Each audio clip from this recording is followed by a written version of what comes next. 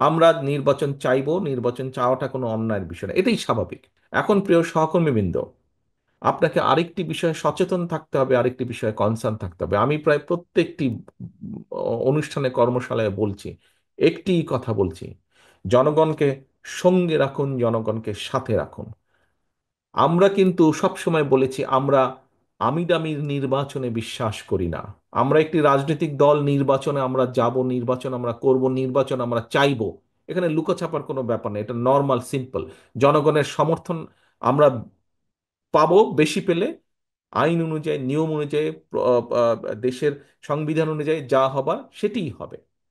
জনগণের সমর্থন ভিত্তিতে জনগণ যাকে বেশি সমর্থন দিবে তারা দেশ পরিচালনা করবে। অর্থাৎ আমরা নির্বাচন চাইবো, নির্বাচন চাওয়াটা কোনো অন্যায়ের বিষয় না, এটাই স্বাভাবিক। এখন নির্বাচনকে যদি ফেস করতে হয়, আমরা আমিরামি নির্বাচনে তো বিশ্বাসী না। আমরা আহ, আমরা নিশিরাতের নির্বাচনেও বিশ্বাসী না, আমরা ভোট ডাকাতের নির্বাচনেও বিশ্বাসী না। আমরা একটি স্বচ্ছ স্বাভাবিক নির্বাচনে বিশ্বাসী, যেখানে মানুষ নির্ভয় নির্দ্বিধায় ভোট দিবে। আমরা সেই নির্বাচনে বিশ্বাসী, মুক্তভাবে ভোট দিবে।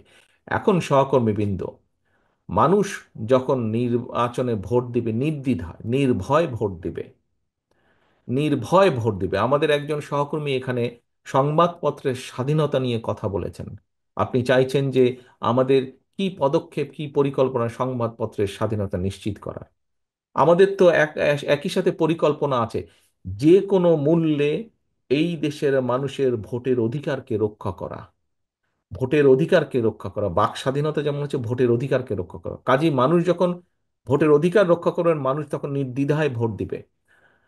যেহেতু আমরা বিশ্বাস করি না নিশিরাতের নির্বাচনে, আমরা বিশ্বাস করি না আমির নির্বাচনে, কাজেই মানুষকে মুক্তভাবে ভোট দিতে হবে। এবং মুক্তভাবে যখন ভোট দিবে মানুষ, তখন কিন্তু মানুষ অনেক কিছু বিবেচনা করবে, চিন্তা ভাবনা করবে, তারপরে সে ভোট দিবে।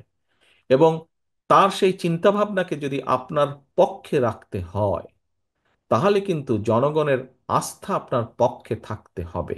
আপনার প্রতি জনগণের আস্থা রাখতে হবে, এবং জনগণের আস্থা যদি আপনার পক্ষে রাখতে হয়, তাহলে আপনার আচার আচরণ, কথাবার্তা, সকল কিছু সেরকম থাকতে হবে। প্রিয় সহকর্মীবৃন্দ, আগেই একটি কথা বলেছে, আপনি হচ্ছেন আপনার এলাকায় জনগণের প্রতিনিধি।